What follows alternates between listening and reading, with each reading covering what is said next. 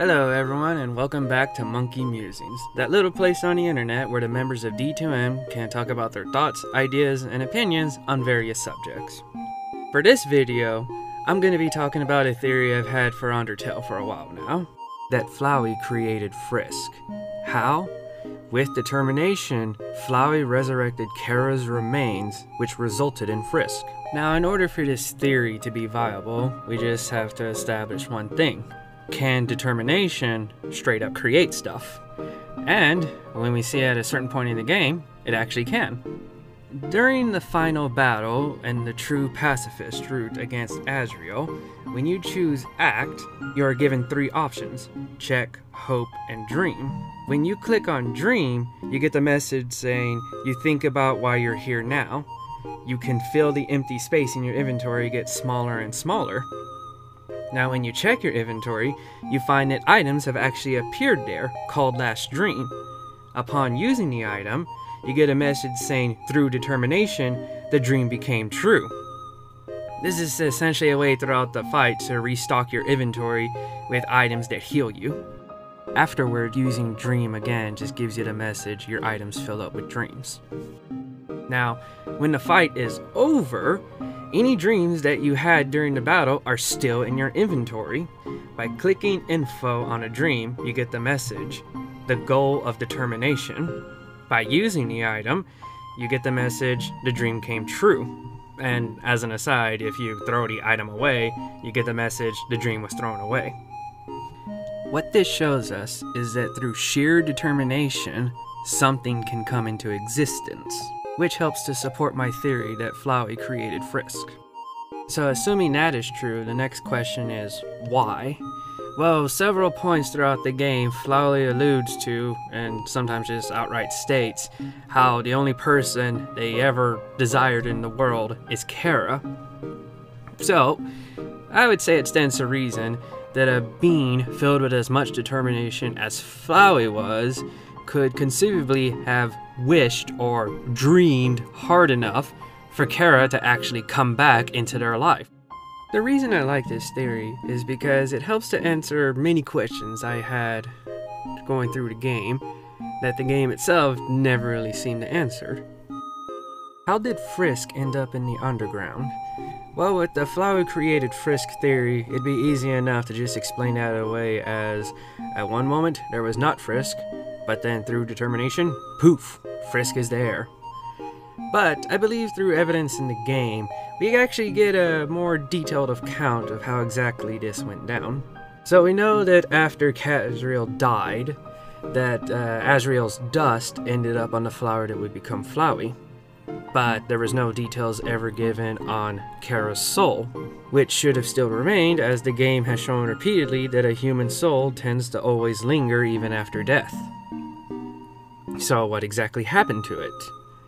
Well, during the game, Flowey asked how it was that you ended up back where they first met, at the bed of flowers. Flowey speculates that it was because of Toriel's actions that Chara's body was taken back there and given a proper burial. So it is possible that when Toriel took Chara's body, Toriel also took Chara's soul. Because how else could you give a body a proper burial unless you buried everything together? What this would mean is that Frisk essentially got to the underground when Chara was resurrected body and soul, which would also mean that Frisk is actually walking around with Chara's soul in their body. If that were the case, then it would explain why you always see Chara's name in the menus and not the name Frisk. Because usually those menus have to do with the determination, which is connected to the soul. And since it's Chara's soul, it would only make sense that Chara's name would be appearing in those menus. Also, I might even go as far as to explain as to why their soul is the same color of red. Makes all the more sense if you consider that it is the same soul. Also, for funsies, I would like to point out that this could potentially mean that that empty jar that you saw right before the fight with Asgore was not empty to begin with. It could have potentially housed Chara's soul before Toriel ran off with it. An amusing thought, if nothing else. Going through the game the first time, I just assumed that was a jar that prepared for your soul. Why did Frisk have flashbacks to memories that wasn't his? Those memories were Chara's. Several times throughout the game, you saw flashbacks to Chara's memories, such as after falling in Waterfall onto the bed of flowers, you get a flashback to the first meeting between Asriel and Chara. Whenever you die, you hear Asgore's voice giving you words of encouragement to not die, essentially. When you find the true lab, you discover that these are the exact same words that he was telling to Chara on their deathbed. And you also get another flashback to a memory after the Toriel fight. Right afterwards, whether you kill her, don't kill her, run away, or what have you, if you go back and you lay down in bed, you'll get even more dialogue that Asgore told to Chara back when Chara was on their deathbed. And then there is perhaps the most prominent flashback of them all, which occurs during the final fight with Asriel. During the final portions of that fight, you see a flashback of what is when Chara first entered the underground, which reveals to the player that what we saw in the intro was not Frisk, but actually Chara.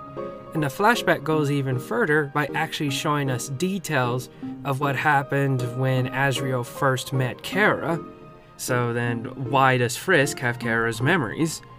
Well, if we take this theory to be true, that Flowey created Frisk, and going back to an earlier assumption that Chara's soul was reincarnated as Frisk, this can easily be interpreted as a simple case of remembering a past life's memories. How does a human like Frisk have powers of determination on par with a creature like Flowey, a creature created through direct injection of determination? With the Flowey created Frisk theory, there are actually two possible explanations for this. One simply being that both are beings created through determination, so they just simply have a higher level of determination than other beings. Flowey's determination creation coming from Alphys's experiments, while Frisk's determination creation coming from Flowey's dreams to see Chara once again. But another possible source for Frisk's incredible determination could be Flowey itself. While in the game, it is rather apparent that the part of Flowey that was Asriel wanted to see Chara again, there is another part of Flowey that had another desire. A desire just as strong, if not stronger, seeing what the results may very well be. Flowey dreamed of someone he would never get tired of. Someone that was just like Flowey himself.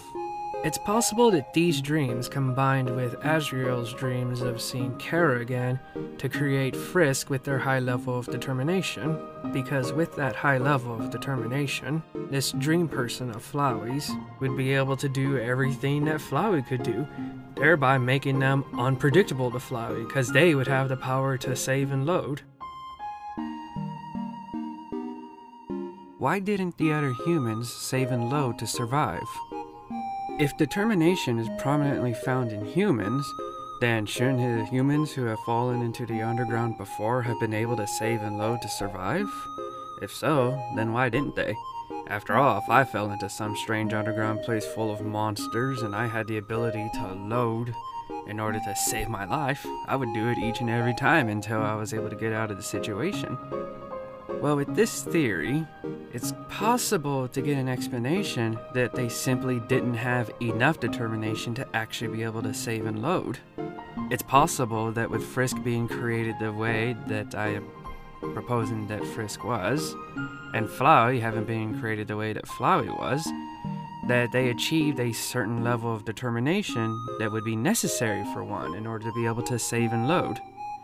We know that Flowey was not around during the time when the humans were in the underground, because it was from the determination of the previous fallen humans that Flowey was allowed to be created in the first place, which would mean that the humans would be the creatures in the underground that had the highest level of determination, so they should have been logically able to save and load if all it took was just having determination. Unless the only other possible explanation as to why they weren't able to save and load would be if there was somehow some other creature that was in the underground that had ridiculous levels of determination in them already. Why is Frisk such a lover and not a fighter in a place that is trying to take her soul? In order to even get the good ending where you find out that Frisk is even called Frisk, you have to have not killed anything. That means that in order to get the good ending, the Frisk ending, you had to have gone through the game without hurting anybody. No matter how bad the situation got, no matter how much someone threatened your life, you just refused to kill them. And to take it even one step further, there are many opportunities to even just straight up flirt with the enemy. With this theory, it is possible to explain this behavior as a result of Flowey's Asriel desires. During the true ending, when you can walk around and talk to everybody, you can encounter Asriel, who is at where you started the game. As you talk to him, he eventually reveals that you are the type of person that Asriel always wanted in a friend, while the original Chara was not so much. So it is quite possible that in the process of resurrecting Chara, that Asriel's ideal of Chara is what was resurrected as who we know to be Frisk.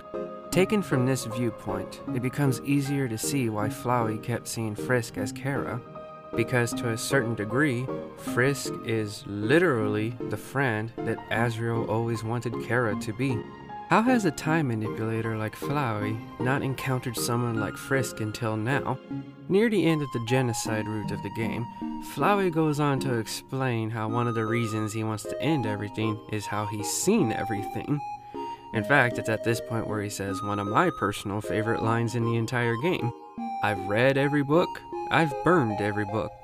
So I find it hard to believe that it's as simple as that Flowey just simply didn't let time progress until this far in the point where Frisk would appear.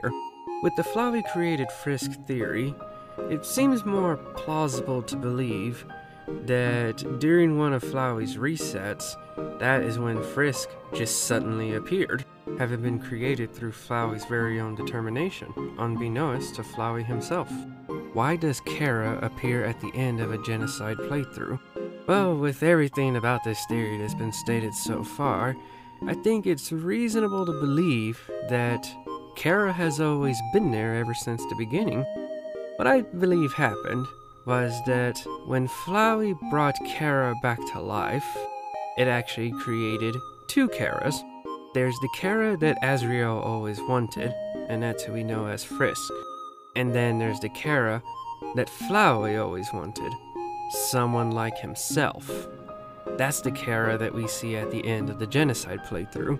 I believe it is possible that having gone through the game, killing everything, living up to the ideals that Flowey always believed in, helps this side of Chara comes into existence, or realization. So, in essence, it's like at the end of the game that Frisk underwent a transformation, turning from Frisk into the fully realized Chara, who we see at the end of the game, which is why we no longer see Frisk at the end of the game, and instead are greeted by the smile of Chara at the end. So presuming all that to be the case, this could potentially mean two other things. The first one being that the Chara we see at the end is not the true Chara. It is just simply Flowey's Chara. And the second thing being that the true Chara is actually the player. I say this because of what the Chara you see at the end of the genocide route says to you. She goes on to say, "My human soul, my determination, they were not mine, but yours." This is essentially the genocide Chara talking to the player, saying that their soul, that their determination, all came from the player. But from what we've seen so far, all of that is Chara's, which would mean that the player is actually the true Chara in this game. This is perhaps even further reinforced by what Flowey says to you, the player, when you complete the game with the good ending. Upon completion, quitting, and restarting up the game, Flowey will appear and talk to you. It's mostly just to confirm that there's nothing left to do in the game, everyone has their happy ending, and the only threat is you, because you still have the power to reset everything. So he more or less begs you to not reset and to let everybody have their happy ending, to let Frisk live their life, to let Frisk be happy. Point is that at the very end of all of it, when Flowey says goodbye to you, Flowey calls you Chara. And with that, I think I've gotten out all my musings that I've had on this little theory of mine. So what do you think, Internet? Has this helped answer some questions for you? Has it helped answer questions that I didn't bring up in the video? If so, then what?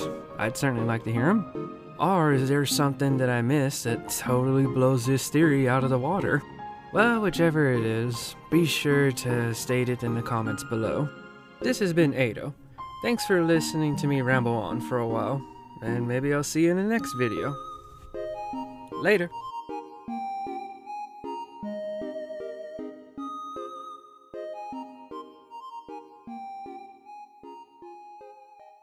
Oops.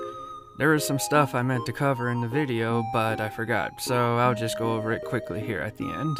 When you get the good ending of the game, and you check out the coffins that are in the basement, you notice something weird. And that's that when you check what's supposed to be Chara's coffin, you get a description saying that you find mummy wrappings at the bottom of it.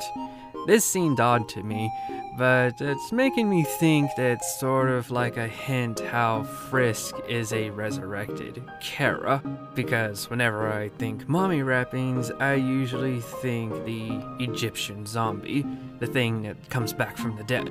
And when we look at the prophecy from this angle, it certainly makes a lot more sense. The prophecy went, the angel, the one who has seen the surface, they will return, and the underground will go empty. The part that always struck me as weird about the prophecy was that it talked about this angel returning, which would mean that they had to have come from the underground, the place that no one can leave because of the barrier blocking the way. Well, this makes a lot more sense when you consider that Chara was in the underground, went up to the surface, and then returned to the underground. So, the prophecy could very well be talking about a resurrected Chara. Although I think my friend Ray did point out that this could apply to Azrael as well, since it was Kazriel that went to the surface, came back, and then died. Oh well. Well, with that, now this video is really over. Thanks for listening, everyone.